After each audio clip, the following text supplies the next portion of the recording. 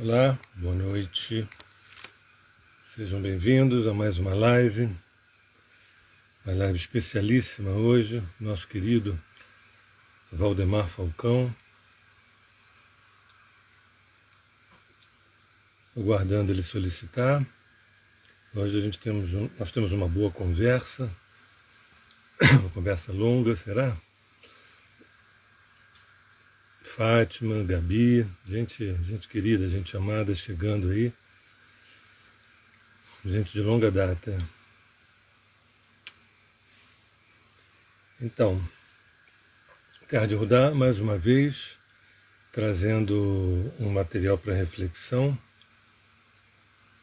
e dessa vez com um convidado especial, um astrólogo aqui do Rio de Janeiro, meu parceiro, meu querido amigo, Valdemar Falcão, que acabou de entrar aqui agora. Vamos ver. Ele também está na Serra, ele está em Arara, deixa eu ver aqui. Tanto eu quanto ele estamos na Serra, aqui do Rio de Janeiro, na subida da Serra de Petrópolis. Eu acho que ele está em Arara, se não me engano. Vou perguntar dele. Opa! E aí, meu irmão? Fala! Tudo bom? Tudo bem. Você está onde? Você está em Araras? Você está onde? Em Araras, né? Meu paraíso particular aqui. Que delícia. Eu estou aqui em Santo Antônio da Serra também. Eu descobri outro dia que aqui é 5 graus abaixo do Rio de Janeiro, de temperatura. Ai, eu achei que aí bom, seria né? quente. É quente, mas é fresquinho. À noite a gente dorme com um cobertorzinho, algo assim. É igual aqui. Eu preciso conhecer esse lugar, cara. Tá chegando o dia aí da gente se bater um papo mais pessoalmente, fazer uma live, né? Live mesmo. Vambora. Então, quero primeiramente, Valdemar, agradecer muitíssimo a tua presença aqui. Para mim é uma honra, uma satisfação, é um orgulho para mim, para a Terra de Rudá. Eu, Lígia, Rosa, a Regina, Mário, todos nós da Terra de Rudá, te recebemos aqui com os braços abertos. Espero que essa seja a primeira de outras tantas. Ser humano como você, a gente tem que aproveitar nesses tempos sombrios, luminosos que a gente está vivendo aí. Bem... A honra é minha também, tá, Sérgio? Por favor, tá? Porque, sabe, acompanho o teu trabalho, você sabe que não é de hoje, né? Nós nos conhecemos já há muito tempo e eu admiro demais todo esse movimento que você e a tua turma Lígia, o pessoal aí conduz, porque essas coisas são importantíssimas agora, né, Sérgio? Exatamente.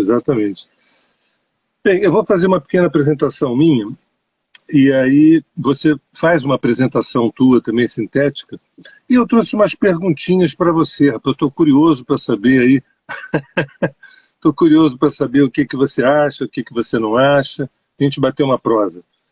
Então, para quem está chegando agora, meu nome é Sérgio Seixas, do Grupo Terra de Rudá, trabalho com astrologia desde 1981, trabalho com medicina chinesa, acupuntura, ervas, com arte, e também sou um pesquisador de uma outra história da humanidade, né? Eu falava a verdadeira história da humanidade, mas hoje eu estou preferindo falar uma outra história da humanidade, que na verdade eu não aceito muito bem aquilo que nos colocaram nos livros de segundo grau, e tem muita coisa por detrás, e muita coisa por debaixo dos panos. Então, é uma honra receber esse grande amigo, Valdemar. Passo a palavra para o Valdemar, que hoje a gente tem muito que conversar. Apresenta-se aí, Valdemar, por favor. Quero mandar um beijo para a Lígia, que acabou de me dar um bem-vindo aqui também, super carinhoso. E descobri uma prima minha que mora lá em Brasília, Luciana, muito querida, está aqui também nos assistindo. Opa! Zeno, está entrando uma galera aí super conhecida. Zeno, astrólogo também, figura maravilhosa. Só tem gente boa aí, coisa boa. Bueno, eu acho que eu sintetizo, Sérgio, aquela linhazinha quando eu me apresento. É músico, astrólogo e escritor, né? Quer dizer, eu fico me dividindo entre essas três áreas. Eu sempre digo que a que mais me rouba o coração é a música, né? Mas a astrologia me sequestrou há 35 anos atrás e deixou um espacinho ali para a música ainda atuar. E acho que a gente busca a mesma coisa, né, Sérgio? Entender melhor o que a gente está fazendo aqui, como que a gente pode fazer isso tudo, e tentar fazer essas conexões com as dimensões não visíveis, né? Porque se a gente se restringir a nossa 3D aqui, a vida é muito quadradinha, né, digamos assim. Então é aquela busca né, de alcançar cada vez mais um entendimento maior do que a gente tem ao nosso redor, e a astrologia, nesse sentido, é uma ferramenta maravilhosa, né? Bem, já que você tocou no assunto, eu já começo. Eu trouxe, rapaz, 7 perguntas para você e depois, uma segunda parte, eu tenho uma outra prosa contigo aí. É muito conteúdo. Quem ficar com a gente hoje, noite adentro, vamos ter muita conversa aqui. Mas antes de fazer as 7 perguntas, eu tenho uma que é introdutória, é o seguinte. Quem é, então, afinal, essa tal de astrologia? Fala para a gente, o que é isso? Uau! Cara, eu acho a ferramenta mais condizente, né, com o meio em que a gente vive, né, Sérgio? Porque toda noite, quando o sol vai dormir, a gente vê as estrelas no céu, né? E a gente fica tentando entender qual é o nosso espaço dentro disso tudo, qual é o nosso papel dentro disso tudo, né?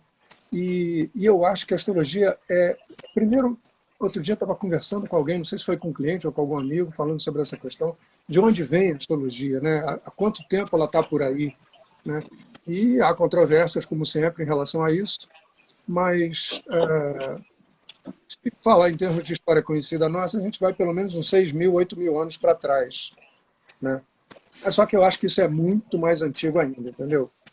Eu acho que isso é uma sabedoria arquetípica, né, que vai se encaixar em qualquer sistema que eu falei, sistema solar, sistema planetário que a gente viva, né?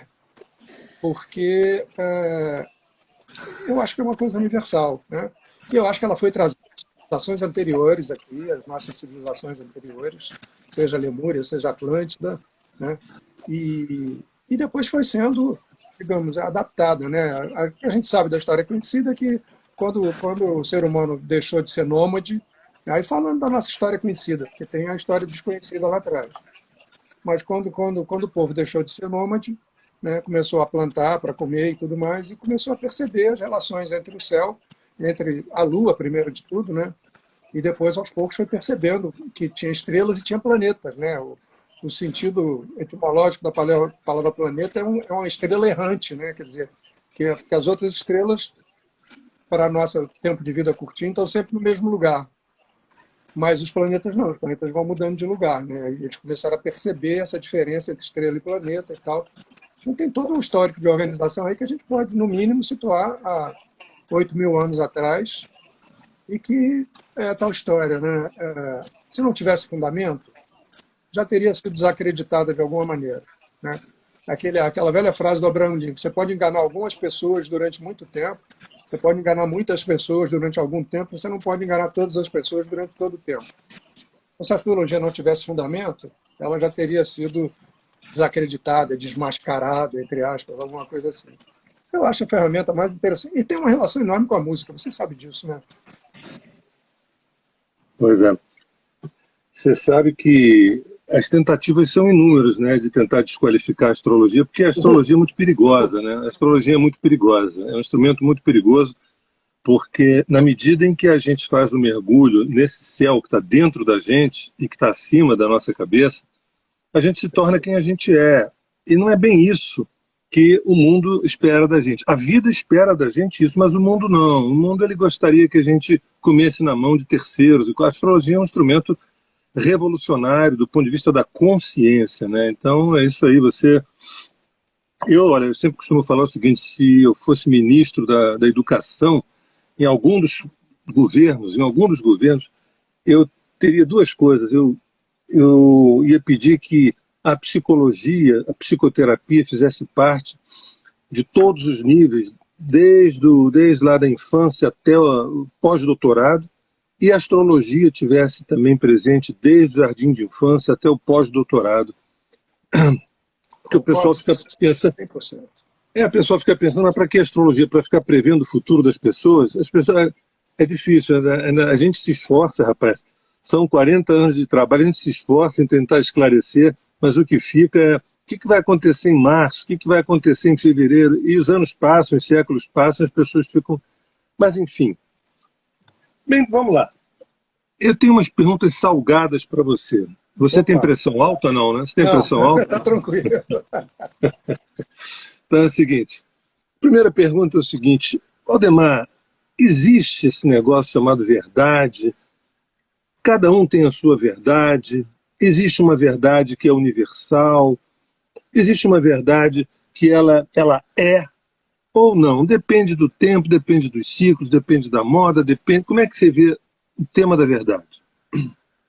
Olha, eu acho que existem verdades, né, Sérgio? De um tempo para cá eu comecei a ler uma frase em alguns lugares que eu achei muito legal, que diz assim: um ponto de vista é apenas a vista de um ponto. Então nós somos pontos, né? Literalmente nós somos pontos, né? Então eu acho que as verdades, né? A história da caverna do Platão, né? Qual é a verdade ali? É a sombra que a gente está vendo projetada na caverna, ou é quando a gente sai da caverna que vê a coisa à luz do dia, né? Então eu acho olha, eu gosto muito de uma frase de um monge beneditino, amigo meu, que não é exatamente a verdade, mas quando ele explica a questão da religião dele. Ele é católico, é beneditino, aberto a tudo, frequenta candomblé, frequenta a igreja batista, frequenta todas as tradições. E um dia perguntaram para ele: mas como é que é isso? Ele falou: olha, eu acho que só existe uma coisa de absoluto no universo, que é Deus. Seja lá o nome que a gente queira dar para isso. O resto é tudo relativo, inclusive a minha religião. Ele diz isso. Então a gente tem verdades relativas, né, que são à vista de um ponto de vista, né? E a verdade assim, com V maiúsculo, parece aquela parábola do... Acho que foi Santo Agostinho, que um dia estava na beira de uma praia e viu um garotinho pegando água do mar e jogando num buraquinho. Ele aí foi até ali à beira do mar e falou: o que você está fazendo? Ele falou: estou botando água do mar aqui dentro desse buraquinho. Ele falou: você não está vendo que esse buraquinho é muito pequeno para caber a água do mar toda? E que o menino respondeu para ele: você não está vendo que a verdade é muito grande para caber na sua cabeça? Ele falou: Deus, o Ser Supremo, a verdade. Dá no mesmo, né? Quer dizer, a minha digamos, o meu moto, né, o meu lema é sempre esse, de tentar abrir as nossas percepções, não a nível de paranormalidade, nada disso, mas de tentar entender sempre o mundo de uma ótica mais ampla. E eu acho que a astrologia é a ferramenta mais adequada para isso, né? Mas então deixa eu entender. Eu entendi o que você está falando, que existem quase que cada cabeça uma sentença, existem vários pontos de vista e existem várias verdades. Ok, eu concordo com você. Mas existe a verdade... Pergunta difícil essa. Você passa? Eu passo, eu devolvo para você. O que é que você acha? Acho que existe a verdade. Para mim, se você me perguntar, você poderia me poupar dessa pergunta, mas então qual é a verdade absoluta? Mas eu sei que você não vai fazer isso comigo, então eu vou responder da minha maneira. Primeiro, quero dizer que existem realmente muitas verdades, e essas verdades também podem atender a verdade na Idade Média, a verdade na Idade Moderna, a verdade na Idade Contemporânea, na Antiguidade, a verdade na Zona Sul do Rio, a verdade no subúrbio do Rio de Janeiro, tudo bem. Mas, para mim, existe a verdade acima disso tudo, que não estão nos livros de filosofia, não estão nas Bíblias, não estão nos livros sagrados, que é essa daqui, ó.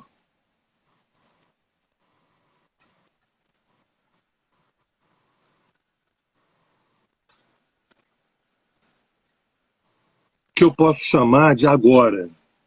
Perfeito. Eu posso chamar de agora. Bem, Perfeito. não sei se isso reverbera no teu coração ou se isso é apenas um filosofês. Pode ser um filosofês da minha parte também, né? Mas eu não Não, sinto. Eu não sinto. Eu sinto que o corpo de Deus é o corpo do agora. E o agora, ele é eterno. E agora, o problema é eu decodificar o agora. Quando eu decodifico, é aquela coisa daquela água no buraquinho. Aí eu já começo a reduzir. Uma frase do exatamente. Jung muito interessante, uma frase do Jung que ele diz assim: o sonho já é a sua própria interpretação. Olha, Como quem diz, o ideal seria que nós não interpretássemos o sonho. Aí outro dia, eu dando uma palestra, eu falei assim, vai chegar um tempo que um jovem vai pegar o seu próprio mapa astral e vai ficar olhando para o mapa astral, sem ser astrólogo, e ele vai compreender tudo, absolutamente tudo. E aí a vida dele vai se encaminhar, porque... Então, mas enfim, eu tenho uma segunda pergunta para você. Essa palavra potência, o que que diz a você? O que que é potência para você? O que que é potente? O que que é potência para você? Olha, acabo me remetendo à astrologia mesmo, né? No sentido de que quando você, por exemplo, quando você analisa, quando você interpreta o mapa de uma criança para os pais, de um recém-nascido, para os avós, para os pais, seja lá como for, eu sempre costumo dizer, olha, eu estou falando aqui de potencialidades que esse ser que acabou de vir ao mundo há um mês, 2 meses, 6 meses, não interessa, tem. Né? Então, a potência, eu acho que a palavra já é meio autoexplicativa, entendeu, Sérgio? Porque ela reflete exatamente a nossa capacidade de poder fazer as coisas. Né? E que cada um de nós traz essa potência dentro de nós. Né? Que acaba se remetendo também a isso que se chama do eu divino, o Atma, o eu superior, né? Tem vários nomes. No fim das contas, me lembro uma vez uma autora de livros de autoajuda, espiritualidade, que dizia assim, a vida é Deus brincando de esconder consigo mesmo. Né? Em que última instância, como dizem as filosofias orientais também, lá dentro de nós já está tudo perfeito.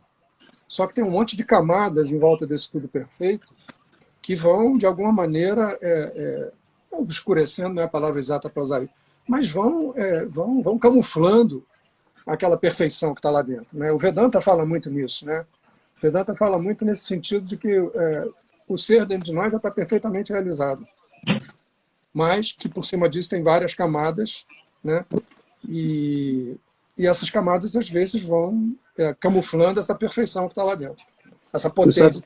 Você sabe que na Terra de Rudá a gente trabalha com o conceito da arqueologia, arquipsicologia, arqueopsicologia, arqueoastronomia, arqueoastrologia, que é uma questão mais de remover camadas do que tentar encontrar a verdade em algum outro lugar que não seja dentro da própria pessoa. É um processo arqueológico. Eu te pergunto o seguinte, quando a gente fala, por exemplo, potência erótica, você pensa exclusivamente no sexo ou você pensa em algo mais? Quando se fala em potência erótica para você?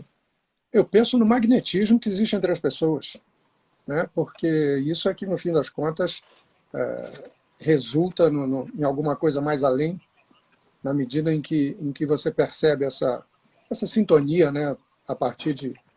Aí vamos cair no astrologuês, né? Aspectos de Marte e de Vênus no mapa de um casal, por exemplo, vão indicar a maneira como eles vão poder lidar com o erotismo deles, com a sexualidade deles, com a potencialidade erótica deles. Né? Maravilha. Uma terceira perguntinha, Rodemar. Para você, qual é o trabalho com T maiúsculo que é necessário ser feito hoje? Qual é o trabalho que é necessário ser feito? Eu acho que o trabalho tem que ser coletivo, né, Sérgio? Eu acho que quanto mais, acho que esse lado muito interessante, né, digamos, da gente já ter um pezinho dentro da era de Aquário, por causa dessa ferramenta que a gente está usando aqui agora. Né? Nada mais aquariano que isso. Né? Eu estou com um celularzinho pendurado aqui num suporte na minha frente, no alto da Serra de Petrópolis, falando com você que está aí na raiz da serra, e gente assistindo a gente no mundo inteiro. Né? Eu acho não é à toa que essa foi a primeira ferramenta, né, que foi, digamos, aflorando com essa alvorada da era de Aquário, e que também não é à toa que ela pipocou quando Urano, o regente de Aquário, estava passando pelo signo, que foi na virada do século XX para o século XXI. Entre 95 e 2002, Urano transitou por Aquário, aí explodiu telecomunicação, computador, celular, internet, e nos veio a primeira ferramenta aquariana, que eu acho que a mais básica, eu não diria que, não sei se é a mais importante ou não, mas a mais básica, para a gente entender que a gente está conectado o tempo todo. Independente da gente estar usando o celular, da gente estar usando o Wi-Fi, essa noção do todo, né, que eu acho muito importante, que nós somos pequenos pedaços desse todo, dessa verdade, dessa divindade, né, desse universo que está se autocriando o tempo todo para se descobrir cada vez mais. Né? Acho que o universo se dá o trabalho de existir justamente para se conhecer cada vez melhor. Isso não é uma frase, não é minha, isso vem do Matias de Stefano, que é uma figura que para mim é uma grande referência hoje em dia. É um garoto fantástico, com alcance assim, fantástico de entendimento da vida ao seu redor, né? Tá bom, então vamos nós, adiante. Felicidade, o que é felicidade, Valdemar? Ela existe, não existe? Ela hora chega, ela hora vai embora, ela vem, ela vai. Existe felicidade perene? Para você, o que é felicidade? Vou citar uma figura pública que falou isso naquele documentário Eu Maior, no qual eu tive a felicidade de participar. Marina Silva. Perguntaram para ela sobre felicidade, porque né, o Eu Maior é um documentário sobre autoconhecimento e busca da felicidade. E a Marina falou uma coisa muito óbvia, mas muito, muito significativa. Ela falou, se a gente fosse feliz o tempo todo, a gente não saberia o que é felicidade, que a gente perderia o parâmetro. Ao mesmo tempo, o budismo tibetano, por exemplo, com as suas investigações, com todo esse lado de entender o nosso ser mais profundo, né, tem uma coisa já mensurada pela neurociência, que é a história do Yongey Mingyur Rinpoche, um jovem monge tibetano, que passou por uma experiência de fazer uma... Como é que chama aquele negócio? Um eletro... Não é nem eletro mais, como é que é isso? Não é eletroencefalograma. Uma ressonância magnética funcional enquanto ele entrava em estado de meditação. E eu vi ele contando isso ao vivo, no Rio, sei lá, uns 20 anos atrás, a primeira vez que ele veio ao Brasil. Ele fez uma palestra ali no antiga sede do Botafogo, ali no Morisco, e ele contando, todo ser muito iluminado é muito bem humorado, né? Normalmente eles riem muito, acham as coisas muito engraçadas e tal. E ele contando, ele dizia o seguinte, pois é, aí me convidaram para esse teste, era um cientista, um neurocientista chileno, chamado Eduardo Varela, já falecido, que era muito amigo do Dalai Lama e que tinha essa curiosidade a respeito da alteração das ondas cerebrais na hora que você entra num estado meditativo, né? E o Yongey contando isso era muito engraçado, porque ele disse, me puseram a cabeça cheia de eletrodos, eu tenho uma foto dele com trocentos, aqueles negocinhos, né, que colam na cabeça, assim, mas um verdadeiro capacete, não é 2 ou 3, não, um verdadeiro capacete de eletrodos. E aí ele dizia o seguinte, me puseram um headphone, que de um lado tinha um bebê chorando e do outro tinha uma mulher gritando. E aí me puseram naquela prancha, me enfiaram dentro daquela máquina e diziam, agora medita sobre a compaixão universal. Aí eu meditava, agora medita sobre a felicidade. Ele meditava. E aí perceberam o seguinte, uma determinada região do nosso cérebro, que eu não sei qual é, eu acho que é na região frontal, que diz respeito ao nosso estado de bem-estar, de estar feliz, justamente. Né?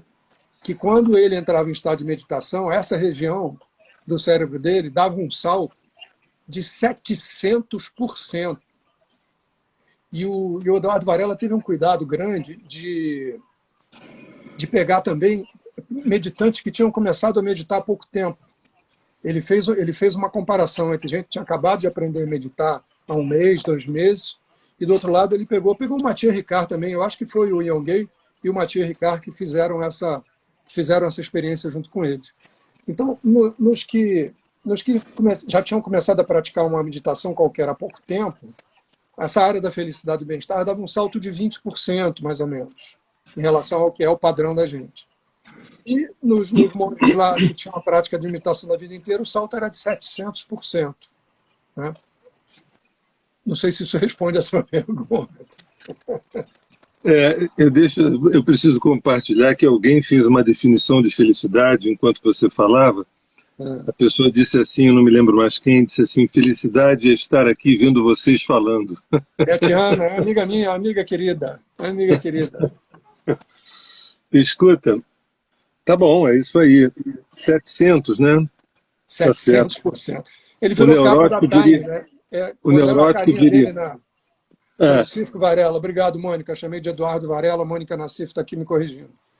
E é Francisco, obrigadíssimo. Obrigadíssimo. É isso mesmo. O neurótico diria assim, pô, mas 700 não dava para chegar em 800? Esse não vai ser feliz nunca. Isso aí. Nunca. Não tem como. Escuta. Não tem como. Agora uma perguntinha simples. O que é o amor para você? Me fala do amor. O que é o amor?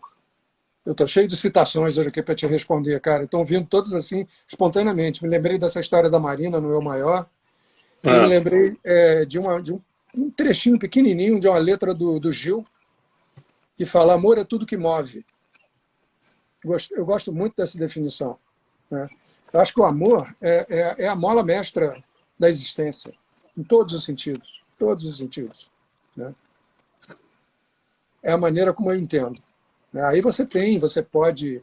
A dona Célia, aquela médium com quem eu trabalhei durante muitos anos, ela dizia que tem certas coisas que são inquantificáveis.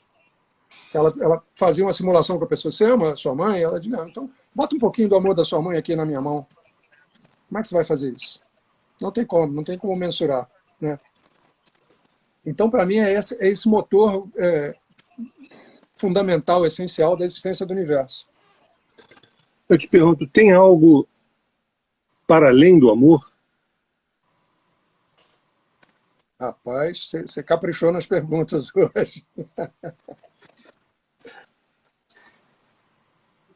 Eu acho, não sei te dizer, Sérgio, eu acho que não. Eu acho que o amor é essa mola mestra que faz a existência continuar se perpetuando e o universo continuar se experimentando, né? Pois é, a minha modesta resposta para essa pergunta, se há algo além do amor, é um singelo não. Perfeito. É um singelo não. Assino Claro embaixo. que, claro que existe um amor com A minúsculo, com M minúsculo, bababá, depois vai daqui a pouco, quando tudo é caixa alta, aí já é outro, né? Aí a gente está próximo, quando a gente está com esse amor em caixa alta todo, a gente já está próximo da sexta pergunta, que é o seguinte: afinal de contas, o que é Deus? Quem é Deus? Deus existe? Não existe? Onde é que ele está? Fala pra gente. Mais uma vez, uma menção, a Sônia Café, editora de São Paulo, também no Eu Maior, que ela deu o exemplo de dois peixinhos nadando assim no mar, né? E um conversando com o outro e dizendo: será que existe mesmo esse tal de oceano que todo mundo fala? Isso é ótimo, isso é ótimo. Né? Eu gosto de uma frase ocultista muito bonita que diz: Deus é a própria existência, tudo que existe é Deus, né? Sai Baba falava isso de uma maneira muito bacana. Quer dizer, eu sou Deus. Aí todo mundo dizia: que pretensão e tal. Ele dizia: mas vocês também são, só que vocês não se dão conta disso. É. É aquela velha história do Vedanta, de que lá dentro nós já somos perfeitos, né? Aquela nossa luz primordial lá, que está aqui experimentando essa vida, está coberta lá com as camadas de cebola todas, né? É a mesma coisa, Deus está em toda parte. É, a gnose nos mostrou isso, né, há séculos e séculos atrás, né? Exatamente. Exatamente. Exatamente. Bem, o tema da nossa live de hoje é dois astrólogos e uma esperança, né? Boa. E a sétima pergunta é exatamente sobre esperança. Eu quero saber o que é esperança. É para se ter esperança? Esperança é coisa para pessoas, para polianas, para pessoas assim bobinhas, tolinhas, filósofo que é filósofo, tem que desejar o fim de tudo, tem que ser niilista, tem que... O que é esperança para você? Olha, remetendo à astrologia, né, eu como tenho ascendente Sagitário e muitos planetas na casa 9, esperança é aquela expectativa de que as coisas vão melhorar, digamos assim, né, que vão ficar melhores, né? E, nesse sentido, eu acho que, de novo, a astrologia nos proporciona ferramentas para a gente entender esse processo, né, Sérgio? Porque, nesse momento, a gente está, digamos, na fase escura do processo de transição planetária que a gente está vivendo: pandemia, isolamento social, né, confinamento e tudo mais. E a gente que estuda astrologia, a gente sabe que desenhos que estão se preparando no céu para acontecer nos próximos tempos aí. Então, nesse sentido, eu tenho esperança, sim. Eu acho que a esperança é exatamente o processo de transição que a gente está vivendo agora. Estamos na fase, digamos, da eliminação dos processos antigos que já não cabem mais na consciência das pessoas. E, ao mesmo tempo, a gente que estuda astrologia coletiva, sabe que a gente tem uma perspectiva muito interessante, muito esperançosa, muito auspiciosa, né? Aí em anos não muito distantes de agora, né? Quando falo em Era de Aquário, eu digo, calma, que a Era de Aquário ainda falta 200 anos para a gente chegar lá. A gente está na alvorada da Era de Aquário, né? Como dizia a própria música do Rea, né, que criou essa história toda. Isso é o alvorecer da Era de Aquário. This is the dawning of the age of Aquarius. O alvorecer, dentro da concepção das yugas hindus, né, das eras, você tem 10% do tempo total da era no alvorecer e 10% no crepúsculo.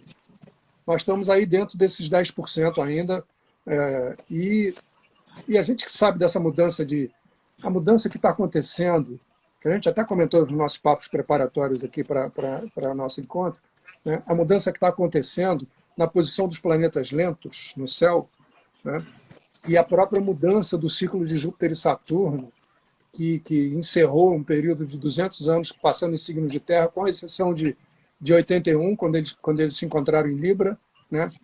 Os últimos 200 anos eles estavam sempre se encontrando em signos de terra.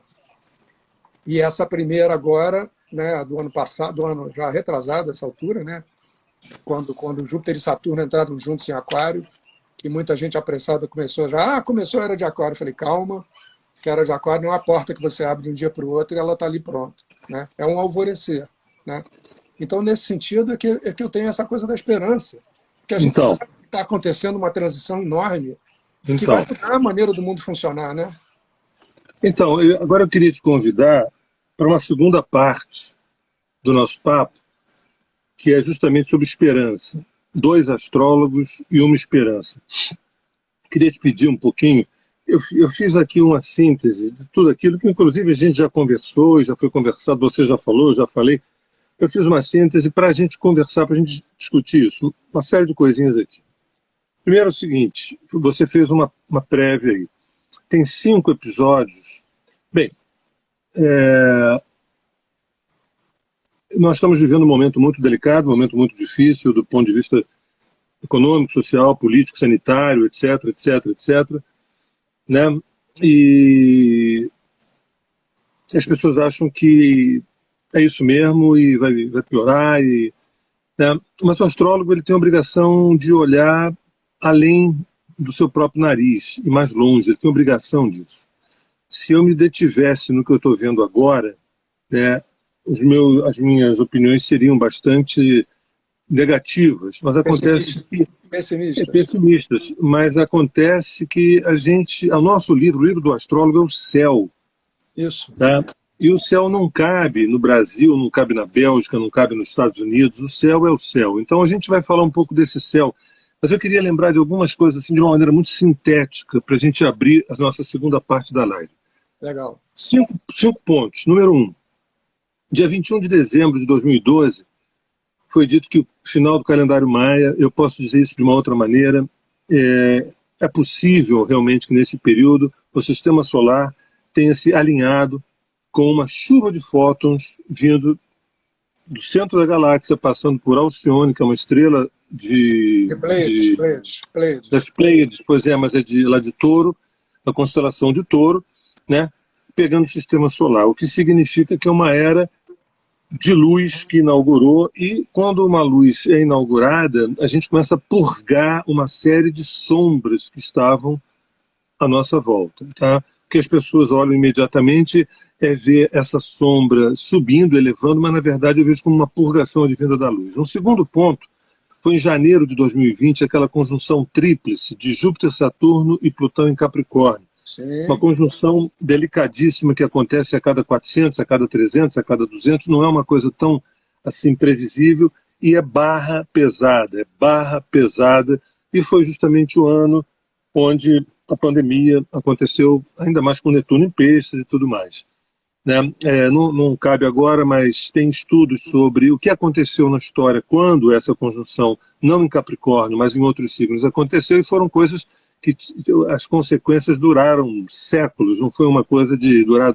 A gente fica falando quando é que a pandemia vai acabar, as consequências dessa conjunção tríplice varou, por exemplo, a queda do Império Romano foi antecipada por uma conjunção tríplice dessa. Então tem um império caindo também. Eu acho que a gente, Sim, quem perfeitamente. tem os olhos que vejam que tem um império caindo. O terceiro ponto, no final desse mesmo ano, 21 de dezembro de 2020, você citou, e eu retorno, a conjunção Júpiter-Saturno em grau exato, grau zero, inaugura um ciclo de 20 anos de influência aquariana e de 200 anos dessa conjunção transitando a cada 20 anos em signos de ar.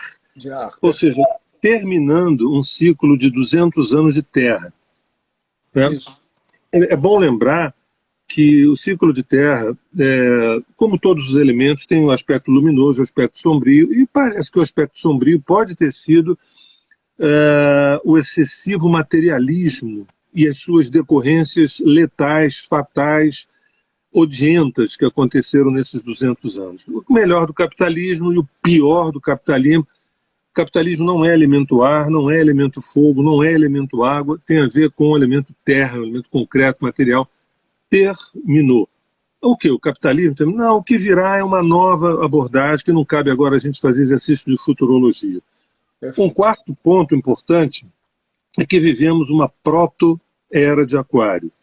Uma proto-era de Aquário, Valdemar falou, e lembrando que quando a gente está no final de uma estação, a gente continua nessa estação, mas já estamos recebendo os eflúvios na nova. Então a gente já está recebendo vibrações aquarianas, embora ainda não estejamos na era de Aquário. Mas não importa.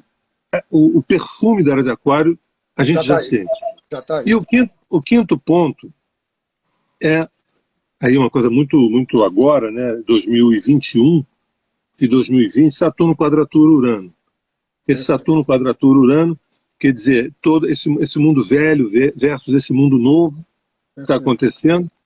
E só para fazer uma provocaçãozinha aí básica, se quiser a gente desenvolve, é um assunto perigoso, um assunto delicado, mas eu vou jogar e vou adiante que é possível que a morte de Olavo de Carvalho tenha sido um rito demarcatório do início de um ocaso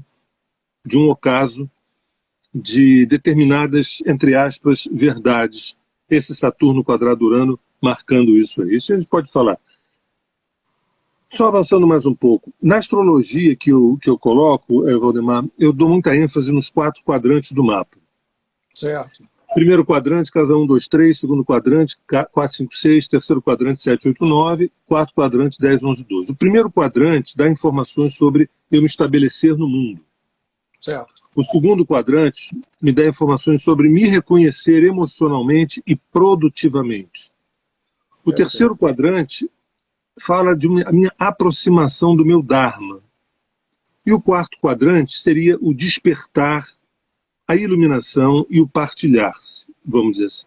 Tem casas icônicas, para o primeiro quadrante, casas icônicas, que é a casa 1 e 2, no sentido dessa sobrevivência e estabilidade. O segundo quadrante é a casa 4, 5, 6, que tem a ver com a área emocional e a área produtiva. O Dharma, do terceiro quadrante, tem muito a ver com a casa 9, da lei do Júpiter, do Sagitário. E o despertar tem essas duas casas icônicas, que são a casa 11 e 12, que é respectivamente Aquário e Peixes. Perfeito. Posto isso, já estou chegando no fim da minha fala para a gente abrir uma discussão aí sobre a esperança. Uhum. De Júpiter para Plutão, eu nomeei muito rapidamente alguns conceitos. Por exemplo, Júpiter eu trouxe como o senhor do Dharma, da lei, Perfeito. do caminho. Saturno eu coloquei como a estruturação dos recursos, os recursos que eu disponho, a estruturação deles. Né? Como é que eu me estruturo, como é que eu me organizo, como é que eu me disciplino para poder fazer valer esses recursos. Urano é a transcendência do ordinário, é ir para além do mundo que a gente deu conta de fazer. A gente deu conta de fazer esse mundo, mas tem outros mundos que a gente tem obrigação de conhecer. E é Urano que nos leva. Netuno, olha, se eu estiver falando bobagem, grita aí, hein? Pouco provável. Netuno, a comunhão com a fonte primordial, a empatia, a diluição na fonte primordial. E, por fim, o Plutão, eu coloco como um termo que a gente usa, um conceito que a gente usa na Terra de Judá, que é a desaparição na presença. Plutão, ele nos provoca a nós nos a nós desaparecermos dentro da presença, o que seria desaparecer em Deus. Em outras palavras, ir até o seu próprio fim. E até a fonte. E aí eu termino a minha fala para a gente abrir o tema da esperança, né? Isso tudo que eu estou falando, a base fundamental é novos horizontes, nova consciência, uma esperança renovada. E aí o caminho derradeiro, né? Marcado pelos 4 últimos signos do zodíaco: Sagitário, Capricórnio, Aquário e Peixes. Então, isso sempre me chamou muita atenção. De 1981 a 2011, o Urano transitou em Sagitário, Capricórnio, Aquário e Peixes. Perfeito. De 1970 a 2025, o Netuno vem transitando Sagitário, Capricórnio, Aquário e agora ele está em Peixes, até 2025. 25, 26, né? E 1995 a 2067, o Plutão veio Sagitário, Capricórnio, Aquário e Peixe. Ele ainda está em Capricórnio, no final de Capricórnio vai entrar em Aquário, tem tantos anos, depois termina esse ciclo em 2067. Me causa um impacto muito grande que os planetas transpessoais, planetas que estão longe da noção de personalidade, de Sol, Lua, Mercúrio, Vênus e Marte, estão Urano agora está em Touro, mas ele veio transitando junto com os outros nos últimos signos. As crianças que nasceram nesse período, né, e não só as crianças, os downloads que nós fizemos, as intuições que nós tivemos, os seres que a gente vem se transformando. Então, aí eu queria te perguntar, e a gente abrir a bola aqui, que é o seguinte: eu não sou otimista no curtíssimo prazo. Eu sou totalmente otimista, esperançoso e feliz no médio, longo prazo. Porque os mandatos do céu nos convocam. Eu falei, gente, a festa chegou. Purguemos a sombra e vamos para a luz dançar os encontros, dançar o amor que é entre nós. Bem, vamos lá. O que você acha disso? Eu fiz um pacote.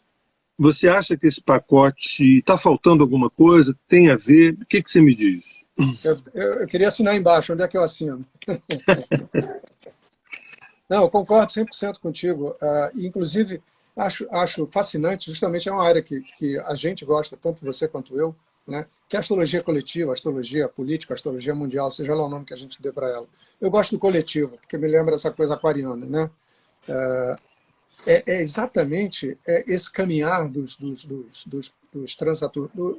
Vamos botar os de Júpiter em diante, não apenas os transaturninos, Urano, Netuno e Plutão, porque Júpiter e Saturno são a liga, né, entre o pessoal e o transpessoal, né? São limítrofes, né? Exatamente.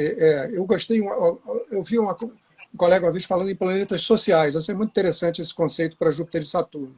Porque eles têm um papel muito peculiar nisso tudo, né, Sérgio? Porque eu digo que eles são aqueles irmãos que são completamente diferentes entre si, né? São muito diferentes entre si, mas que têm um sentido de complementaridade, né?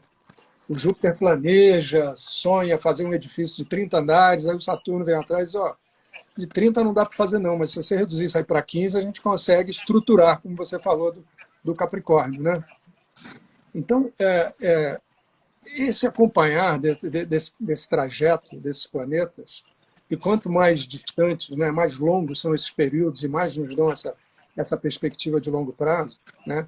Para comentar uma frase que você falou que eu achei muito boa, eu, a curto prazo, sou apocalíptico total, entendeu?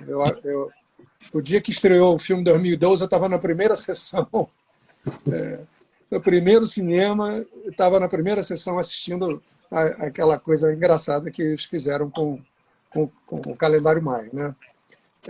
Então, eu sei que a curto prazo a gente ainda está para passar por uma série de turbulências, né, que representam o final de um sistema, o final de um sistema que não cabe a mim. Eu não entro numa viagem de dizer, não, esse sistema não presta mais e tal. Esse sistema é um reflexo da gente. A gente que eu falo, a gente como coletividade, né? Então, o mundo é um Fomos reflexo. nós que criamos, fomos nós todos que criamos, né? Exatamente. Brincando, a gente pode dizer que o mundo é um reflexo da nossa consciência coletiva e também da nossa inconsciência coletiva. É Né? isso aí. Então, exatamente nessa transição que a gente está vivendo, o primeiro momento, eu às vezes sintetizo uma frase muito simples: o velho sistema está estribuchando, ele está resistindo a morrer porque é natural, ninguém quer morrer. Né? Então, ele está estribuchando. O que a gente está vivendo agora é essa convulsão do velho sistema que diz: não quero ir embora, não quero acabar, não quero morrer. Ele sabe que está acabando e, naturalmente, resiste a esse final. E aí, nesse sentido, é que eu tenho esse mesmo olhar de esperança que você colocou. Ou seja, estamos caminhando para uma outra etapa, para uma outra, sabe, para um outro momento que tem, né, uma existência humana nisso. Se a gente pensar que só a Terra tem 4,5 bilhões de anos, se pensar que a gente vive 80, 90, 100 anos, é um estalar de dedos, é um piscar de olhos. Né? Então, a astrologia nos coloca dentro dessa perspectiva muito mais ampla, né? De olhar a coisa a longo prazo. Mas, Valdemar, eu queria que você comentasse uma coisa, que é o seguinte. A gente está na estrada há muitos anos, né? Como astrólogo e tudo. Eu estou um pouquinho cansado da astrologia da personalidade. Eu estou um pouco cansado. Eu, na medida em que eu fui evoluindo, venho evoluindo com a astrologia, eu venho descamando a astrologia. São camadas sem fim, não acaba nunca, a gente não acaba nunca. Não acaba nunca. E tem coisas que a gente já não aprende mais no livro, a gente não aprende nem mais nos livros, a gente aprende na clínica, a gente aprende na clínica, com as pessoas e tudo mais. Sabe de uma coisa? Eu costumo dizer que eu demorei 10 anos estudando astrologia por conta própria até achar que estava capaz, não achava ainda, fui literalmente empurrado por uma amiga para começar a trabalhar com isso profissionalmente. Virginiano, né? Exatamente. Eu costumo dizer que eu aprendi mais em 1 ano de clínica do que dos 10 anos de leitura antes. Pois é. Então, o que fica para mim desses milhares de atendimentos ao longo de 40 anos, o que fica para mim? Um pedido de socorro.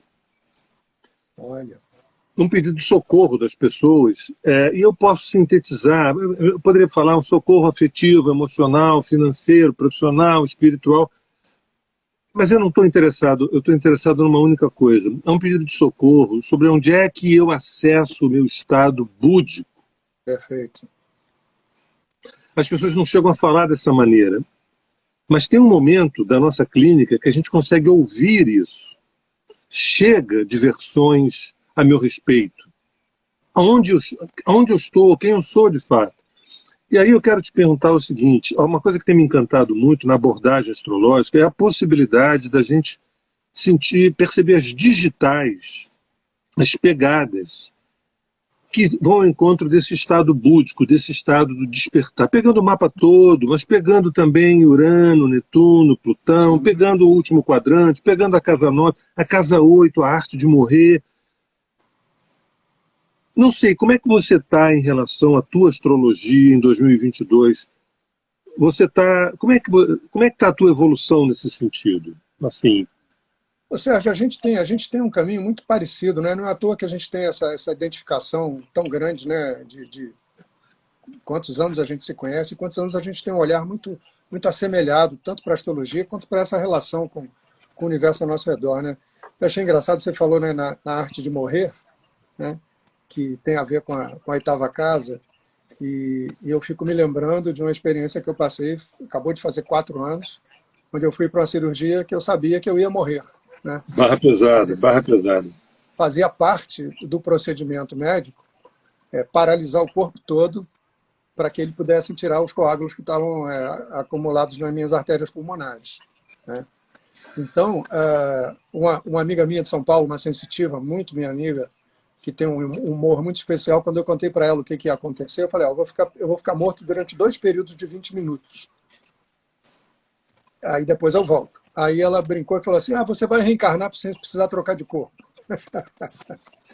Falei, é exatamente isso. E, cara, sabe, fica tudo tão pequenininho, se a gente olha as coisas dessa perspectiva. Né? Um amigo meu também, depois que acabou a cirurgia, que deu tudo certo e tudo mais, Ele falou, você não ficou com medo de morrer, não? Eu falei, medo não, eu sabia que eu ia morrer. Fazia parte do procedimento, dos protocolos da cirurgia.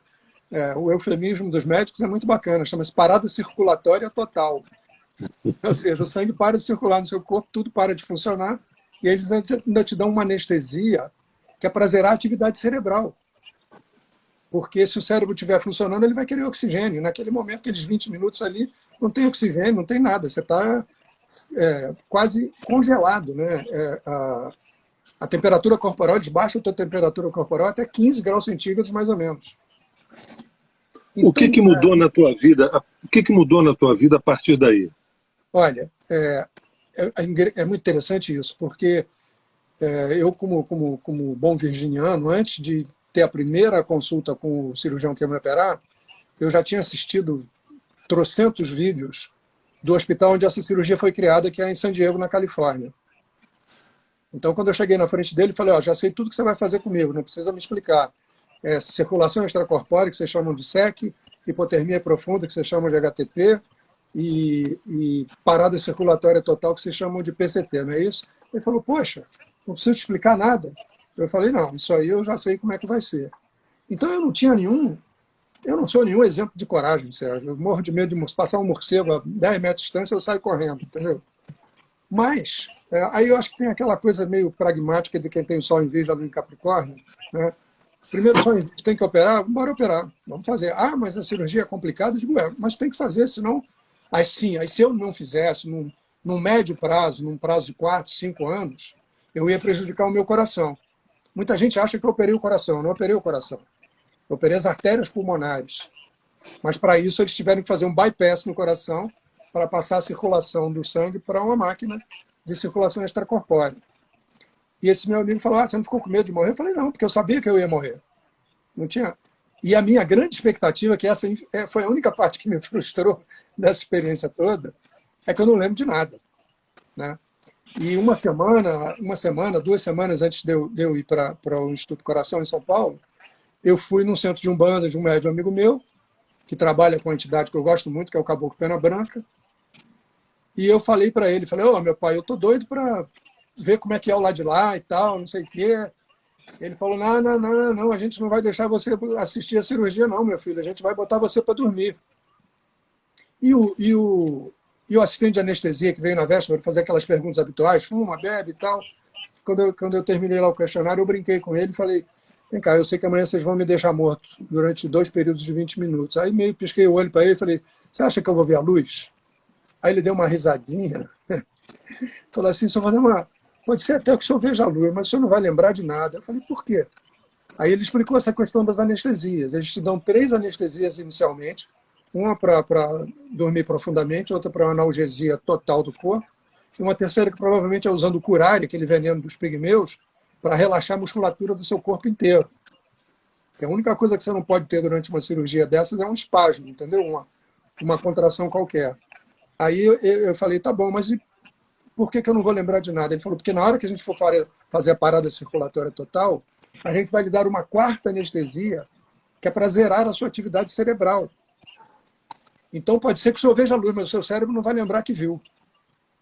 E eu não lembro de nada, Sérgio. Eu apaguei perguntando qual era o signo da anestesista, entendeu? Quando ela falou que era de câncer, eu falei, pode me anestesiar. Não tem signo melhor para tomar conta das pessoas do que esse. Aí, bum, o mundo desapareceu. Né? Agora, eu não sei, como disse o assistente de anestesia, eu não lembro de nada. Valdemar, fica uma pergunta no ar. Qual a relação do teu relato com o que eu estava falando sobre a busca do estado búdico? Você está falando que a necessidade de fazer uma passagem, né? De fazer uma morte para que esse estado búdico emerja. Né? Não é uma coisa que você vai buscar, é uma coisa que você precisa fazer uma morte, uma passagem para que isso emerja. É isso que você vê também? Por isso que eu te perguntei, embora você não tenha lembrado, você sente que a tua vida teve uma transformação depois dessa experiência? Não tenho a menor dúvida. Eu saí do hospital em estado de graça, Sérgio. Eu passei pela cirurgia mais complexa que existe no mundo, é a mais complexa que existe, é mais que um transplante, porque tem esse processo de né, de fazer parada circulatória, voltar, ressuscitar o cara, depois matar de novo. Né? Essa parte essencial do procedimento é o seguinte: eles vão baixando a tua temperatura corporal até você estar com 15 graus de temperatura, aí eles cercam a cabeça com bolsa de gelo e desligam a máquina, naquele momento que você morre. Né? E aí tem 20 minutos, o cirurgião tem 20 minutos contados no relógio para tirar o coágulo de dentro da artéria pulmonar. Aí ele tira a artéria pulmonar, só uma liçãozinha básica de anatomia. Ela sai do ventrículo direito com uma só e imediatamente ela bifurca para uma para cada pulmão. Então ele vai num lado primeiro, tira lá a borracha que está lá entupindo lá a artéria, aí eles ligam a máquina de novo, deixam a máquina, seu sangue circulando de novo durante 20 minutos, e aí desligam a máquina de novo para ele entrar no outro lado da artéria, na artéria direita ou na artéria esquerda, para fazer o mesmo procedimento. Então, como eu te disse, eu não lembro de absolutamente nada. Agora, eu saí, eu ainda fiz a proeza de me extubar, né, na UTI. Né? Quer dizer, eles vão tirando a tua sedação aos poucos, então no momento que você acorda, você está doidão. Eu não me lembro se era de dia, se era de noite, eu sei que eu senti aquele trambolho enfiado na minha boca. Falei, caramba, estou entubado. Aí tentei mexer a mão para tirar o tubo, a mão, obviamente, as duas mãos estavam amarradas na cama, né? Com atadura, suavemente e tal, mas estava amarrado. Eu consegui soltar minha mão esquerda, eu sou canhoto, e fiz a proeza de puxar o tubo fora no peito na marra. Disparou um alarme dentro do UTI na hora, foi uma correria de enfermeiro, pi, pi, pi, pi, pi, pi, negócio apitando lá e tal. A partir dali, eu estava em estado de graça, Sérgio. Totalmente estado de graça. Quer dizer, eu não sei onde é que eu estive, com quem que eu me encontrei, mas eu recebi instruções preciosas, das quais eu não me lembro conscientemente de nada, mas que me fizeram sair dali com uma tranquilidade, com uma calma que eu não sei de onde veio. Mas nesse momento, alguém que não sou eu estará pensando o seguinte: você saiu do estado de graça porque você saiu vivo, né? Graças a Deus, né? Mas não é disso que você está falando, é algo mais, né? É mais. É algo mais. Né? É muito mais. É muito mais. Sabe por quê? Estava num momento difícil da minha vida financeira, estava num sufoco danado, estava no cheque especial, sabia que ia ter que passar um mês sem trabalhar, né? E a gente que é autônomo, né? A gente mata um leão por dia, né? Então isso para mim já me criou uma expectativa. Ao mesmo tempo, eu cheguei a fazer uma campanha de financiamento coletivo com o pessoal, não foi do Catarse, não. É um outro pessoal que eu adoro, são inclusive meus amigos, agora me deu um branco do nome, que vergonha. E eu estava ali tranquilo. Logo depois da cirurgia, eu vim para cá, onde eu estou, foi logo depois, logo que me deram alta. Foi tudo fora da caixinha, Sérgio. A previsão que o Jatene me deu, quando eu tive pela primeira vez com ele falou, eu perguntei, quero saber quanto tempo eu fico fora do ar, porque eu tenho responsabilidades, minha mãe era viva ainda na época e já estava desligada dessas coisas de pagamento, tinha passado a bola toda para mim. Eu falei para ele, olha, eu quero saber quanto tempo eu fico inútil fora do ar, porque eu tenho, né, uma série de encargos e responsabilidades na minha família e tal. Ele falou, olha, uma semana. Normalmente o prazo é o seguinte, nós vamos deixar você 2 dias em sedação total, respirando junto com ventilação mecânica para recuperar o volume do seu pulmão. Porque na hora que eles fazem o bypass não é só da circulação, é da oxigenação também. Então eles param o coração e o pulmão. A primeira etapa da cirurgia é parar o coração e o pulmão e transferir essa responsabilidade para a máquina.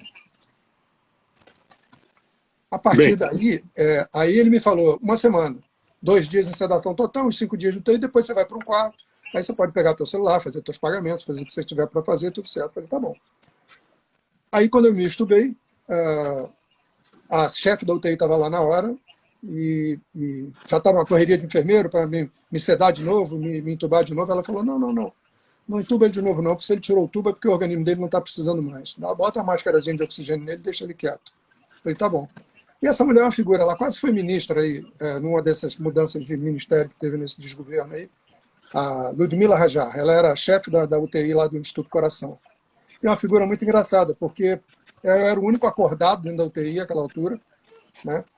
E ela vinha todo dia fazer a ronda, trazendo um monte de residente atrás. Esse paciente teve isso, aí medicamos com isso, aí deu uma reação aqui, trocamos medicação para não sei o quê. Ela chegava na minha frente, eu lá acordado, com aquela máscarazinha de oxigênio, e ela, muito brincalhona, dizia, o que você está fazendo aqui? Aí eu falei, não sei, eu acordei aqui, se você quiser que eu vá embora, pode me mandar que eu vou agora mesmo. Aí ela ria e disse, não, espera um pouquinho que você vai embora logo logo. Aí, resultado, no quinto dia depois da cirurgia, ela chegou na UTI, eu operei na quarta, na segunda de manhã, quando ela chegou para a primeira visita dela, ela olhou para mim e falou assim, tchau, hein, você não tem mais nada para fazer aqui não, já mandei preparar um quarto para você. Falei, tá bom, agora eu vou ficar um mês no hospital, era a previsão. No 16º dia veio o Jatene me visitar, e eu já estava andando pelos corredores a passo largo, subindo escada, sem me cansar, sem sentir cansaço nenhum.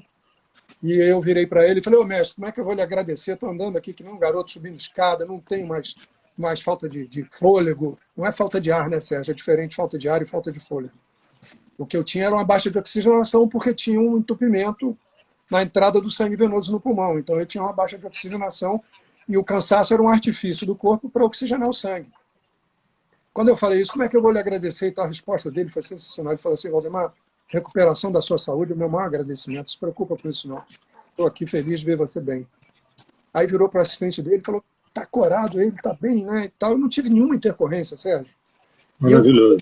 E eu conheci várias pessoas lá, porque foi feito pelo SUS, né, via do SUS, uma cirurgia que custa $300 mil, eu não gastei um tostão. E a grande diferença no SUS é que você não tem um quarto privativo, você tem um quarto com mais um paciente, você compartilha o seu quarto com mais um paciente. E eu vi gente que teve complicações horrorosas depois da cirurgia, sabe? Agora, deixa eu fazer uma parte aí para as pessoas que estão nos ouvindo e nos vendo. Eu queria que vocês pudessem refletir um pouco, de novo, né, qual é a relação desse relato tão profundo, tão virginiano, tão detalhado. Uma mistura de Virgem com Escorpião, uma mistura de casa 6 com casa 8, quer dizer, aquela transição de morre, mas com uma lógica de narrativa. A pergunta que eu faço para vocês pensarem, qual é a relação dessa narrativa do Valdemar com aquilo que a gente estava falando sobre estados derradeiros da consciência nos últimos signos, Sagitário, Capricórnio, Aquário e Peixe, mas a gente pode botar Escorpião no meio também, que Escorpião inaugura ali um portal onde você tem que abrir mão, você tem que abrir mão de algumas coisas, você tem que morrer, você tem que aprender a morrer. Se você não souber morrer, não chega na casa 9. Você não chega na casa 9, não chega, quer dizer, Sagitário, Capricórnio. Perfeito. Eu sempre costumo falar, eu sempre costumo falar nos retiros da Terra de Rudá, tem gente que fala assim, porque nós não nascemos com manual. E aí eu falo que a gente está cheio de manuais. Um manual é a nossa psique. O outro manual é o céu, propriamente dito, onde a própria astrologia processou. Eu fico pensando, por que será que o Sol, ao longo do ano, passa por Áries, Touro, Gêmeos, Câncer, Leão, Virgem, Libra, Escorpião, Sagitário, Capricórnio, Aquário e Peixe? Significa que é um processo evolutivo, né, de forças primevas, forças intermediárias e forças derradeiras. Você trouxe um relato derradeiro. E essa história de você falar que você está no estado de graça, né? Mas você não lembra de nada, olha, você não me cabe nem dizer o que você acessou, eu não tenho competência para dizer o que você acessou, mas você Nem acessou, você acessou, porque não faz nenhum sentido você voltar no estado de graça, exceto se dissesse, puxa, que bom, eu não morri, mas foi mais do que isso. E esse mais do que isso é inominável, você não sabe dar nome a esse negócio, entendeu? Exatamente. Ou seja, o que você foi um exemplo vivo daquilo que a gente estava especulando na astrologia como a arte de morrer e se iluminar, a busca da iluminação. Nessa vida, quer dizer, morrer sem morrer, quer dizer, morrer como uma força simbólica e se iluminar. Porque começou quando eu perguntei a você, quando eu falei que eu estava um pouquinho cansado da astrologia da personalidade. Você é ariano, você é impulsivo, você é taurino, puxa, você é apegado, você é geminiano. Chega um momento que isso começa a me cansar um pouco. Afinal, escuta, vem cá, o que você está fazendo aqui? O que você quer? Entendeu? Aí mesmo que a pessoa diga assim, eu quero ganhar mais, eu quero voltar a trabalhar, eu quero voltar a ter essa... Mesmo que as pessoas dizem, eu também ouço outra coisa. Eu quero me autorrealizar. É isso que eu ouço, eu quero me autorrealizar. Entendeu? E autorrealizar impede que você possa ter uma boa realização com família, dinheiro, trabalho, nada disso. Mas é mais do que isso. Como se família, amigos, trabalho fosse uma mola propulsora para o estado de iluminação. Agora, cartesianamente, a gente é educado que essas coisas são coisas do Oriente, não do É, Ocidente. Não do Ocidente. Mas tudo bem, se é para trazer para cá, não é para essa encarnação, é para daqui a 340 encarnações, porque você tem um ego enorme, não sei o quê. Astrologia, gente, agora eu vou ser pouco modesto, nesse momento eu vou ser pouco modesto. Eu acho, eu costumo falar isso por aí, eu acho que a astrologia é o conhecimento, do meu ponto de vista, o conhecimento número um. Conhecimento número um. E eu explico. A astrologia, ela não ajuda a gente a fazer pontes, nem fazer exatamente viadutos. A astrologia não ajuda muito bem a gente a fazer uma cirurgia dessa, a operar uma cirurgia dessa que o Valdemar. Mas olha, a astrologia, ela tem plena condição de ajudar você a morrer e a renascer para você, através das forças arquetípicas que moram dentro de você, da psique, e que são espelhadas com a parte de cima. Essa narrativa do Valdemar foi um exemplo pragmático, entendeu? Da potência da astrologia, entendeu? Então, enfim, eu estava te ouvindo assim, é muito contundente essa experiência. e Eu sabe de tenho uma coisa, certeza, Sérgio? Tem um eu tenho detalhe certeza, nisso tudo, que é o diga, seguinte, só para fechar essa narrativa, é o seguinte, é, depois dessa consulta com o Jatene em março de 2017, primeiro, quando eu estava acabando a consulta, eu falei para ele, doutor Jatene, eu tenho um plano de saúde muito bom, que é um Bradesco top e tal, mas que foi contratado depois que eu já tinha tido a primeira embolia. Então, os caras vão dizer que isso é uma doença pré-existente, que eles não têm nada com isso. Então, eu queria saber o que você me aconselha a fazer, porque eu acho que eles vão criar caso, sei que é só assim uma cirurgia cara, eu sei que eles vão criar caso para honrar, né, o compromisso deles com o plano de saúde. Ele, na maior tranquilidade, Sérgio, virou para mim e falou assim, Valdemar, quer uma sugestão? Faz pelo SUS. Para mim não vai ter a menor diferença, porque sou eu que vou te operar com a mesma equipe, com o mesmo equipamento, no mesmo hospital, e você se despreocupa dessa questão de custo. Eu falei, mas como que eu faço isso?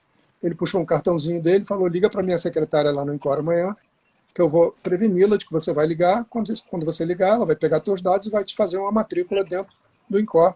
A partir daí você se despreocupa dessa questão. Tá bom, aí então eu entrei numa espécie de uma fila, que eu não sabia qual era o tamanho nem que lugar que eu estava nessa fila.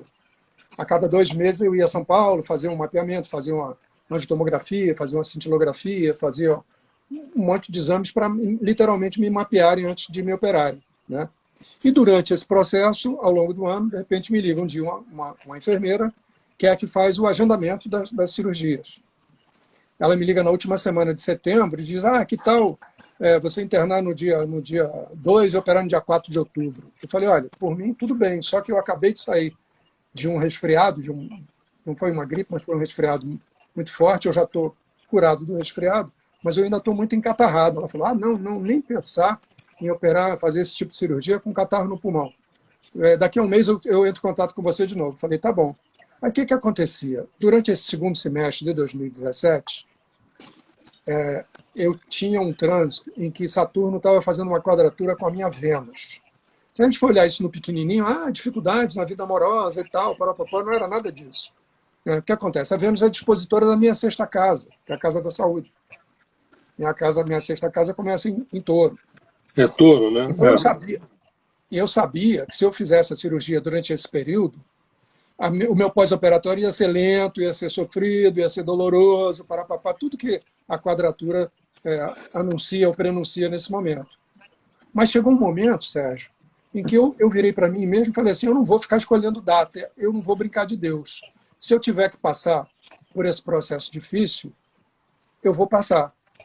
Aí um mês depois ela me liga de novo, diz, que tal então, você interna no dia 31 de outubro, a gente opera no dia 2, ou não, sempre se interna 2 dias antes e opera no segundo dia. Seria dia 1º de novembro. Aí eu virei para ela e falei assim, olha, eu queria te pedir só uma semaninha de prazo, porque era a semana que ia lançar o livro do Eu Maior, tanto em São Paulo quanto no Rio.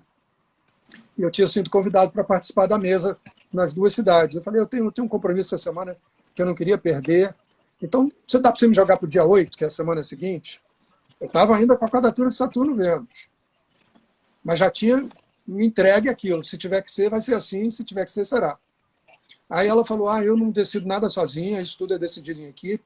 eu vou conversar com a equipe e eu volto a te fazer contato. Falei, tá bom. No dia seguinte, ela me mandou um WhatsApp, dizendo, os médicos disseram que os exames estão muito bons, então disseram para você cumprir seus compromissos de fim de ano, e em dezembro eu entro em contato com você para você operar em janeiro. Eu falei, tá bom. Aí o céu mudou todo durante esse período. O Saturno, que estava no final do Sagitário, entrou em Capricórnio, fez conjunção com a minha Lua, que está no começo de Capricórnio. Aí o que aconteceu? Ninguém da minha família podia ir comigo para São Paulo. A cirurgia mais complexa que existe no mundo. Minha mulher não podia ir, tinha uma série de compromissos profissionais, meus filhos também, cada um envolvido com o seu trabalho. Como é que vai fazer e tal? Eu falei, gente, vou passar uma semana na UTI, não precisa ninguém ir para lá comigo. Eu falei, não vai ter o que fazer em São Paulo. Visita no UTI 1 hora e acabou, né?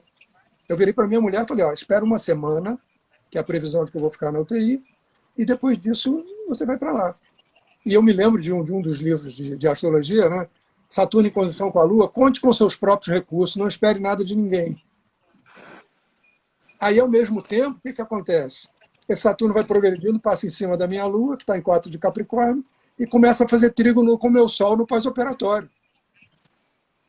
Cara, se você viu o mapa do dia da cirurgia, tinha 6 planetas em Capricórnio, e a hora que a cirurgia aconteceu, estava tudo na casa 12.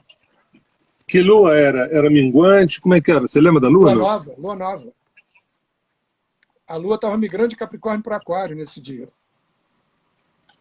Então é um negócio impressionante, Sérgio, porque alguém, o astrólogo mora em cima, escolheu a data e falou, eu quero o cara nesse dia aqui. Agora, eu vou te dizer uma coisa, enquanto você relatava a tua cirurgia, eu não sei porquê, eu senti um aroma de Egito, senti o perfume do Egito, sabia? Uau! Agora você pegou num ponto aqui que me desconcertou. Pois é, quando você relatava com riqueza de detalhes, rapaz, você sentia alguma coisa em relação a sacerdotes e a preparação de alinhamento, entendeu? De alinhamento daquele indivíduo com determinados corpos celestes e tudo mais, nesse estado de graça, hein? Porque às vezes muda um chaveamento, né? A gente vive essas situações limítrofes e muda uma chave, né? Muda uma chave. Até eu te poderia dizer que os médicos que me perdoem, mas acho que os astrólogos eles têm cronicamente uma permissão poética, entendeu? Permissão poética. Eu acho que até o DNA, dependendo da situação que a gente viva, até o DNA ele pode dar chega para lá, uma mudança, uma virada, como se algo acontecesse, entrasse um ser novo ou emergisse um ser novo dentro da gente. Perfeito. Né? Perfeito. Muito maravilhoso. Olha, isso. Deixa eu tentar ilustrar essa sua percepção, porque eu achei ela muito interessante. O que acontece? Você sabe que eu tenho uma parceria muito legal com o Matias de Stefano, né? Eu tenho uma alegria enorme poder colaborar com o trabalho dele nesse planeta, que eu acho que é um dos trabalhos mais importantes que está sendo feito, de uma maneira completamente desapegada, sabe? Eu gosto muito dele. Gosto muito dele. Ele, para mim, hoje é como um filho. Ele é da idade do meu filho mais velho, os dois são super amigos, e a gente já conviveu, né, desde 2012, quando ele veio ao Brasil pela primeira vez. A gente criou uma parceria, eu já levei ele para Campina Grande, para o Encontro da Nova Consciência, sabe? Já produzimos vários workshops dele no Rio, até o 2016, quando foi a última. E ele tá preparando um evento mega no Egito, no dia 22 de fevereiro de 2022. É um dia palíndromo, né? Você lê de trás para frente, vai dar a mesma data. E o que acontece? A coisa de umas 2 a 3 semanas atrás, ele entrou em contato comigo e falou, Aldemar, você vai para o Egito? Eu falei, Matias, vontade está sobrando, mas o dinheiro está faltando. Aí ele falou, não, legal, porque então é o seguinte, esse evento que ele vai fazer nesse dia, e alguns dias antes, mas o evento principal é nesse dia, vai fazer uma conexão com nodos planetários, vários nodos planetários da Terra importantíssimos. E o projeto original dele era viajar pessoalmente a cada um desses nodos ao longo dos próximos 2 anos. Só que por conta de pandemia, de tudo isso que está acontecendo no mundo, ele falou, não, a gente vai fazer uma ativação simultânea no mundo inteiro. Claro que no Egito vai ter 300 pessoas com ele, sei lá, uma quantidade enorme de pessoas. e ele quer colocar pessoas-chave dele em alguns pontos ensinosos. Ele falou, o que você acha de você passar o 22 de fevereiro em Fernando de Noronha? Eu falei, eu acho ótimo. Eu não conheço Fernando de Noronha, eu vou conhecer. Ele ainda brincou, ele é muito brincalhão, né? Falou, pois é, estou mandando para Fernando de Noronha um cara que não gosta de praia, não gosta de sol. Eu falei, não, mas em Fernando de Noronha é diferente. E aí, achei interessante, achei fantástico você ter sentido esse perfume de Egito, porque o evento dele vai ser no Egito. Ele lembra de vidas que ele teve no Egito com uma clareza assim absurda. Ele conhece aqueles templos todos com uma palma da mão. A minha filha, a caçula, fez uma viagem com ele em 2015 por lá, fez o cruzeiro por todos os templos do Egito, e cada tempo chegava e dizia lá, tem uma câmara não sei aonde, bota tantas pessoas lá, o outro no subterrâneo não sei aonde. Egito para ele é a palma da mão dele, né?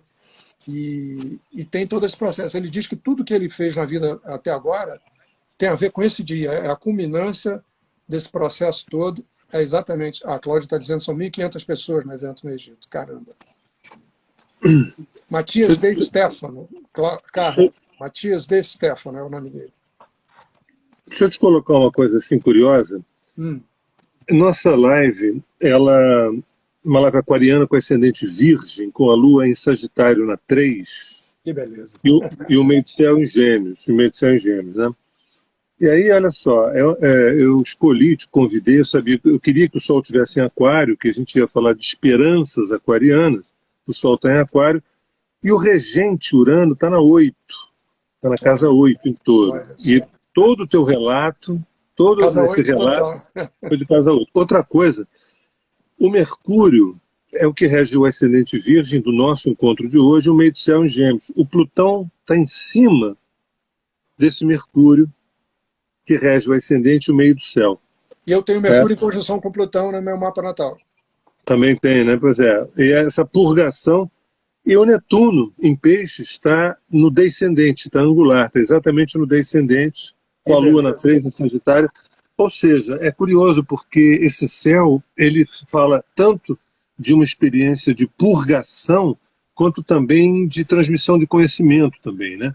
A Lua em Sagitário na casa 3, Gêmeos no meio do céu, Lilith no topo em Gêmeos também. Enfim, eu sei que muita gente não entendeu nada, mas confia na gente que ó, é um céu auspicioso para essa conversa. Altamente auspicioso. Olha só, rapaz, quando essa história de estudar uma outra história da humanidade, um projeto que eu faço com a Lígia já há muito tempo, desde 2000 que a gente estuda, a gente começou quando o Graham Hancock fez um programa chamado Em Busca das Civilizações Perdidas. Aí, a partir dali, a gente começou a pesquisar, sem saber onde isso ia dar, né? Mas eu ia te falar isso... Me fugiu agora, eu ia te falar isso por conta desse... Você falou do relato, né, de Casa 8 que eu estava fazendo, aí por conta da minha reencarnação, tentei trocar de corpo. E desse mapa que você escolheu a dedo, né, cara? Eu não sabia desses detalhes, não, nem olhei o céu hoje. Quando você me convidou, eu falei, não, já estou dentro, o dia que você quiser, a hora que você quiser. Né? Me fugiu, eu ia falar alguma coisa que me fugiu, mas só para... Olha só, a gente está nesse céu de hoje, Marte em Capricórnio, Vênus em Capricórnio, Plutão em Capricórnio, Mercúrio em Capricórnio, Mercúrio retrógrado. Uma coisa que a gente não tocou no assunto também, que é esse Júpiter e o Netuno em Peixes, né? Que é uma coisa que... esse aspecto... Olha, você sabe de uma coisa, rapaz, há anos e anos que eu estava esperando esse Netuno entrar em Peixes, e eu ficava com uma suposição de que Atlântida seria descoberta quando o Netuno chegasse em Peixes, entendeu? E, coincidências à parte, nessa busca que a gente tem feito, eu e Lígia, em relação à história da humanidade, a gente tem visto que, de poucos anos para cá, esse assunto tomou uma proporção gigantesca, com pessoas descobrindo supostos lugares. Eu não sei se você ouviu falar num lugar chamado Olho do Saara. Olho do Saara. Não, né? Pois é. É uma coisa, se você digitar isso na internet, é uma configuração que se assemelha muito à descrição da principal cidade Atlântida, descrita por Platão, vamos dizer assim. Então, a gente está embaixo de um céu que não é um céu do Joãozinho da Silva, nem da Maria das Dores. A gente está embaixo, Perfeito. não é, aí eu não estou falando de hoje, 27 de janeiro, eu estou falando desse céu que já veio do final do Geral. século XX, no final do século XX, que é um céu derradeiro, um céu definitivo, quer dizer, derradeiro é modo de dizer, mas é um céu de virada, quer dizer, um céu de virada. Quando esse povo todo começar a entrar em Áries, Touros, Gêmeos, aí é como se fosse uma nova encarnação planetária. Né? A gente está terminando, a gente está Perfeito. fechando, entendeu?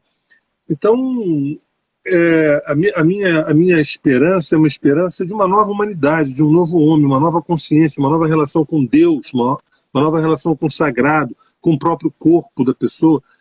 A gente vem de uma história assim, nefasta em relação à saúde, à alimentação, isso de longuíssima data, entendeu? E Longuíssimo. também, de um tempo para cá, né, aí entrou yoga, entraram técnicas orientais, alimentação, de meditação, de cuidado, mas por enquanto ainda com uma coisa meio de moda, né? Mas isso vai se enraizar, isso vai se enraizar, está se enraizando de tal maneira para dar suporte para esse novo homem, para esse novo humano que está surgindo. Entendeu? Você Perfeito. compactua com isso também? Ou você acha que é uma Totalmente. visão ufanista da minha parte? Não, de jeito nenhum. Eu concordo 100% com você. Em relação à Atlântica, fisicamente falando, Sérgio, pelo menos a capital da Atlântida, né, que Isso, foi, né, isso. para mim está localizada fisicamente ali no que sobrou, que são o arquipélago das Ilhas Canárias, onde teve esse vulcão, a Cumbre Vieja, agora há um tempo. Né? Quer dizer, ali era a capital, não é que a Atlântida fosse só ali. Né? Mas Enorme, né? eu tenho essa convicção. Tem uma coisa interessante, que eu não sei se você sabe, tem uma plataforma na internet hoje em dia chamada Gaia, que se auto-intitula a Netflix da espiritualidade, Sei porque qual é. eles só apresentam temas ligados com espiritualidade, consciência, espiritualidade e tal. E o Matias foi convidado por eles, há uns 2 anos atrás, a começar a gravar episódios lá. E ele tem lá os episódios. Eu não sou contribuinte do Gaia. Eu recebo o mailing deles toda semana com tudo que tem, mas por alguma razão até hoje não me inscrevi lá para pagar lá uma merreca lá por mês para ter acesso a esse material todo. Mas eu sei através do próprio Matias, que ele me fala, a Gaia TV, exatamente. E ele já está, acho que na quarta temporada, digamos assim, de histórias que ele conta, porque ele lembra, né, a gente que faz esforço para lembrar de uma vida ou duas passadas nossas aqui na Terra, ele tem a lembrança de uma vida dele num outro sistema solar, no sistema de Sírios. Né? E ele uma vez me colocou uma coisa, Sérgio, que posso fugir um pouquinho da nossa pauta, mas deixa aí como para as pessoas refletirem. Ele falou o seguinte: não, aqui a astrologia aqui é muito simples, né? Porque você só tem um sol e uma lua. Aí eu falei, caramba, o sistema onde ele viveu, né, um planeta no sistema onde ele viveu é binário, tem 2 sóis. Não sei quantas luas tem. Quer dizer, aí aquela coisa que a gente falou lá no início, da astrologia ser uma coisa arquetípica, universal, né? Cada lugar é aquela história. Um dia que a gente colonizar Marte, a gente vai ter uma astrologia marciana. Né? Porque a pessoa que nascer em Marte, a Terra vai ter um papel nesse mapa. Né? Agora, há quem diga que Sirius são 3 estrelas, ternário, mais do que binário, sabia? Eu sabia que era binário, pode ser. Há quem diga que é ternário, a ciência ainda não comprovou isso. E eu fico pensando, né, por exemplo, essa história de nós nascermos num sistema solar onde tem Sol e Lua e os planetas. Sol representação da figura paterna, Lua da figura materna, quer dizer, o logos e a área emocional. Né? E você nasce num sistema onde tem 3 sóis, por exemplo. Pois né? é. 3 sóis. Como é que é a configuração psíquica desse ser? Entende? Pois é, exatamente. Você sabe que Aquela mania hegemônica da gente achar que a gente é o centro do universo, que tudo, né? Exatamente. Que tudo gira a partir da gente. Quando você me convidou para fazer uma live no teu canal, você não vai lembrar disso, mas num dado momento eu usei uma expressão que você sorriu. Eu nunca esqueci, está lá gravado. Se você quiser que eu estava falando, falei da exoastrologia. Você estava sério ouvindo, né? Aí eu falei não sei o que da exoastrologia. Aí você deu um sorriso, abriu um sorriso, eu falei, opa, porque eu acho que a gente também está caminhando, aos poucos, Valdemar, para a gente também, porque a questão não é tão somente, vamos fazer um mapa das estrelas fixas, vamos fazer um mapa dos asteroides, colocando 30 asteroides, tudo bem, Mas é mais do que isso. A questão, entendeu? É mais do que isso. Quando ficar claro que no nosso DNA tem informações de Pleiades, quando ficar claro que aquilo que chamam de lixo do nosso DNA, que aqueles 96%, aqueles 96% minoritário do nosso DNA é lixo, quando eu descobrir que ali tem informações de percentuais de hibridizações de seres estelares, cara, a nossa potência, a gente se deixar escravizar por uma merreca para poder sobreviver, porque a nossa vida é uma guerra para pagar IPTU e IPVA, quando nós somos seres orgásticos, nós somos Budas, nós somos Cristos. Se você me perguntar assim, Sérgio, quantos Budas você acha que existiu na nossa vida? Milhares de Budas. Quantos Cristos você acha que existiam? Milhares de Cristos. Entendeu? Só que na hora de editar, é interessante que se edite um e gira em torno de um, porque isso tem todo um interesse por detrás. Mas, na verdade, quantos seres se iluminaram, se despertaram?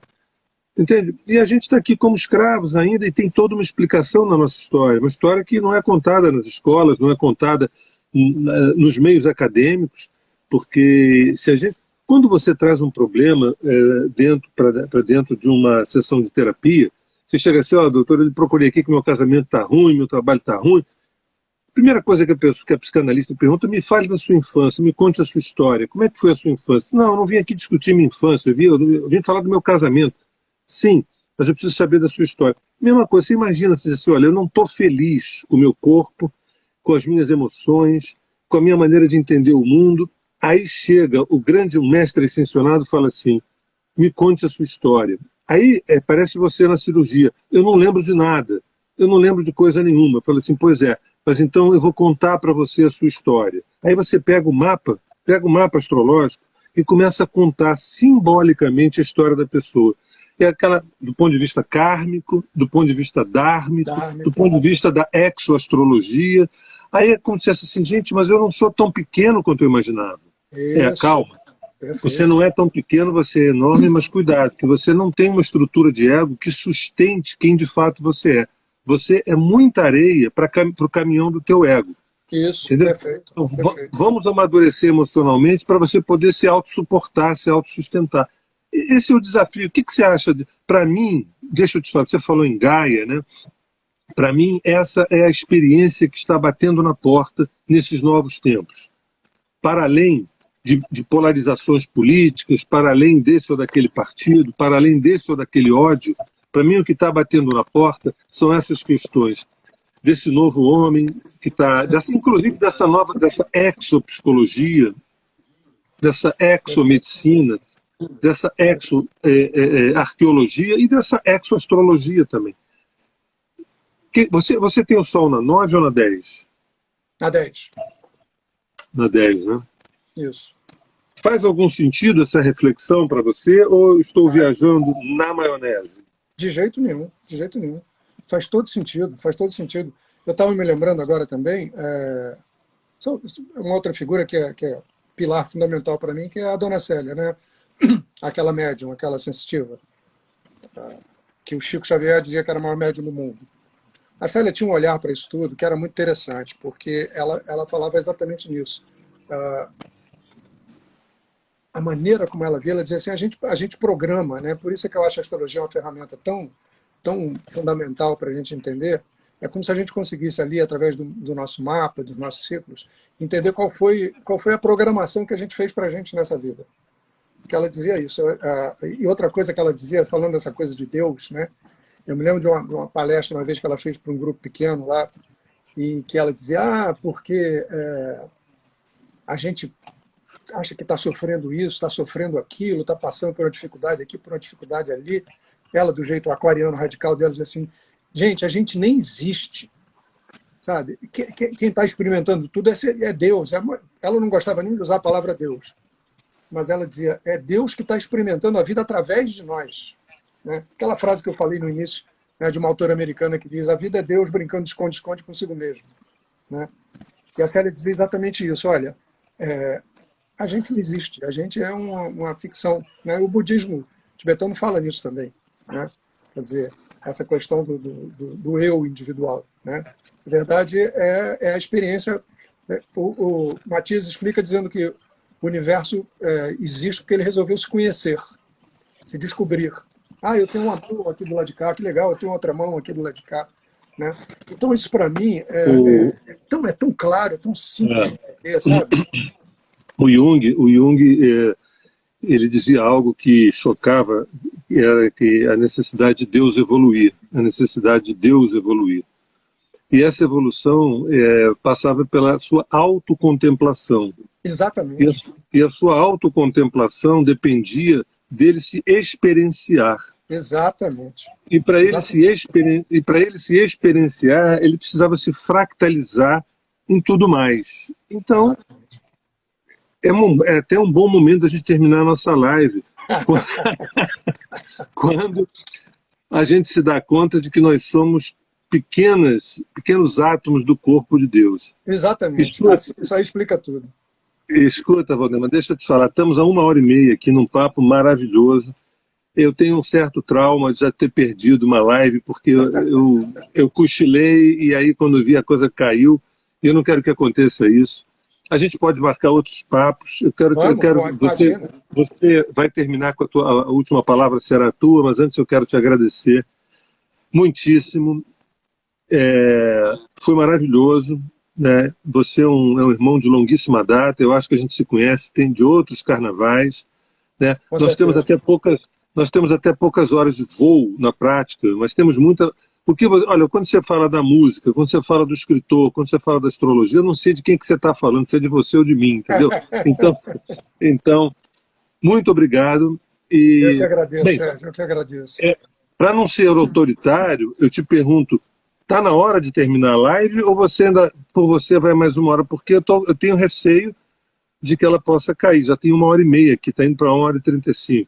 Está de bom tamanho? Está de ótimo tamanho, Sérgio. Vamos marcar um outro papo para a gente desdobrar mais ainda essas coisas. Né? Eu falo que nem uma matraca, né? Se deixar... Que bom. A gente fica aqui 2 horas, se deixar por minha conta a gente sai falando. Mas, sabe, maravilhoso, cara. A gente é irmão, né, cara? Então fica muito fácil, é isso que você falou. Né? A gente atua nos mesmos campos, a gente tem o mesmo olhar sobre isso tudo. Então eu acho que é legal porque a gente vai puxando uma coisa do outro, né, sabe? E que no fim das contas a gente já sabe, é aquela velha história, né? É o que dizia o Sai Baba, eu sou Deus. Ah, que pretensão, mas você também é, só que você não se dá conta disso. Né? O Matias diz, o que eu sei, todos vocês sabem, a diferença é que eu lembro e vocês não. Então esse conhecimento já está dentro da gente, né? Já está dentro da gente. O Sai Baba falava isso, né? Eu me lembro de todas as minhas encarnações. Vocês não, ou ainda não, ou por enquanto não, né? Exato. Bem, antes de você terminar, eu vou fazer um pequeno comercial, aí você também, se tiver algum pequeno comercial para você fazer também. Terça-feira agora, dia 1º de fevereiro, numa lua nova, onde o Sol estará em Aquário e a Lua estará em Aquário também, a Terra de Judá, através de eu e a Lígia, vamos fazer um trabalho gratuito no Zoom chamado Eu Quero, o Poder da Vontade Consciente. É um trabalho gratuito. Quem quiser se inscrever tem que clicar lá no link, tanto no Facebook da Terra de Judá, ou então no site da Terra de Judá, ou então informações no Instagram da Terra de Judá. É um trabalho totalmente gratuito, já tem bastante gente inscrita. Que legal. E é sobre a potência do humano, né? Não é uma aula de astrologia, não. É um seminário da potência, né, da vontade consciente. E não simplesmente, eu quero, não sei o que, eu consigo. Não. Se você não tem mérito para o teu desejo, se você não tem mérito anímico para o teu desejo, não adianta você querer. Então é a consciência que confere ao teu desejo a potência de realização. Você tem algum... Então, nessa terça-feira, agora, dia 1º, às 19h30, pela Terra de Judá, evento gratuito. Você tem algum comercial para fazer antes de você se despedir? Sérgio, o comercial que eu tenho para fazer é um comercial meio não comercial. Eu, graças a uma parceria com um grande amigo músico, do meio do ano passado para cá, consegui retomar o meu lado flautista. Eu fui até o estúdio dele para ele participou de várias músicas minhas cantadas com letra e música que já estão aí disponíveis nas plataformas desde o meio, lá desde 2020. E eu liguei para ele e falei, Fernando, eu estou querendo terminar de gravar umas outras músicas. Ah, vem aqui no estúdio e tal. Aí fui até lá e mostrei algumas coisas para ele. Ele falou, não, legal. Agora, sabe de uma coisa? Vamos deixar isso aqui para depois. Eu tinha uma proposta para te fazer. Vamos fazer um trabalho, eu e você, instrumental, com um tipo de música que vise introspectar as pessoas, relaxar as pessoas, mas baseado nos signos do zodíaco. Vamos fazer? Eu falei, mas claro que vamos fazer, né? E o cara que é o eu chamo ele de patrão, é um engenheiro de som maravilhoso, Carlos Savala. As minhas músicas todas estão sendo distribuídas pelo selo dele, Savala Records. E quando eu entreguei a primeira música cantada para ele, há quase 2 anos atrás, ele falou, Valdemar, por que você não faz um trabalho unindo música e astrologia e tal? Quando o Fernando veio me falar isso 2 anos depois, eu falei, tem alguma coisa aí que o universo está querendo me dizer. Aí começamos a fazer, já estamos com as 12 músicas prontas, e elas estão sendo lançadas de acordo com o Sol, não no dia da virada do signo, porque a gente não consegue, a gente não tem poder de decidir o dia que a plataforma vai botar a música online, mas dentro do período em que o Sol está transitando dentro daquele signo. Então, já estão disponíveis o Vento de Libra, as Correntezas de Escorpião, as Fogueiras de Sagitário e as Montanhas de Capricórnio. Agora, esse mês, vai ser lançado as Atmosferas de Aquário. Eu tive a preocupação de dar um título. Fernando não entende nada de astrologia, ele delega essa parte toda para mim. Então, cada vez que a gente termina uma música, ele falou, como é que chama essa? Na primeira, quando a gente terminou a Libra, ele falou, não vai botar só Libra, que deve ter 500 músicas com título de Libra. Eu falei, não, então vamos pegar o elemento de cada signo e vamos pegar um substantivo que reflita aquilo de alguma maneira. Então, é o Vento de Libra. Depois, as Correntezas de Escorpião, as Fogueiras de Sagitário, as Montanhas de Capricórnio, e assim a gente vai. Acessa então, no Spotify? Oi? Acessa no Está em Spotify. todas as plataformas. Estamos falando, está aqui um amigo maravilhoso, um sensitivo maravilhoso, que é o Lívio Barbosa. Daiana, as músicas estão em todas as plataformas. Para quem não é assinante de nenhuma plataforma, vá no YouTube. Não é no YouTube Music, não. No YouTube, procura pelo meu nome lá, porque o YouTube, de alguma maneira, ele publica todas as músicas que são lançadas, sem que exija da sua parte, é aquilo que eu falei, não é o YouTube Music, é o YouTube ponto. Aí conta lá como se fosse um vídeo, mas não é um vídeo, é uma música. E aí lá você não precisa se inscrever, não precisa logar, não precisa pagar nada, né? As músicas estão disponíveis aí em todas as plataformas e o YouTube tem essa facilidade de ser, digamos, na seção dele de YouTube Vídeo. Mas ele lança todas as músicas lá e não faz nenhuma exigência para você ouvir. Basta você chegar lá no lugar e clicar na música que você queira. Já estamos com 4 lá e as Atmosferas de Aquário devem sair ali no começo de fevereiro agora, ali pelo dia 10. Estou esperando a resposta da plataforma do Savala para saber por onde. Isso está me dando um prazer, Sérgio, porque eu tenho um entendimento com o Fernando que é telepático. Eu vou contar um segredo aqui que você que é músico vai ser muito interessante. Primeira vez que a gente se encontrou lá no estúdio, que ele falou, vamos fazer isso. Eu falei, vamos, legal, vamos fazer. Ele falou, então tá bom, então vamos levar um som aqui só para a gente desenferrujar, né? Faz um tempão que a gente não toca junto. Eu falei, tá bom, vamos, com o maior prazer. Aí desembanhei a flauta, ele botou o microfone na minha frente, sentou no piano de costas para mim e fez um acorde lá. Eu falei, que tom você tá? Ele falou, sol menor. Eu falei, não, pô, Fernando, sol menor não. Sol menor na flauta é cheio de dedo trocado. Dá para fazer em lá menor? Ele falou, dá. Aí ele fez um acorde lá menor, eu respondi aqui. A gente fez uma música, um sem ver o outro, sem ensaiar nada, sem planejar nada. Então, o Vento de Libra é um improviso completo, do começo ao fim. Claro, depois a gente botou uns teclados aqui, botou uns efeitos ali, mas o piano e a flauta que estão no Vento de Libra não foram ensaiados, não foram escritos, não foram arranjados. Foi pura conexão. Então, eu estou empolgadíssimo com isso. Nenhuma expectativa de ganhar dinheiro com isso, mas sim das pessoas ouvirem e curtirem as músicas, porque também não é aquela coisa, como o Fernando falou, ambientações sonoras, são músicas que têm riffs, que têm frases para você depois ficar subiando, ficar cantarolando, e também para você se introjetar.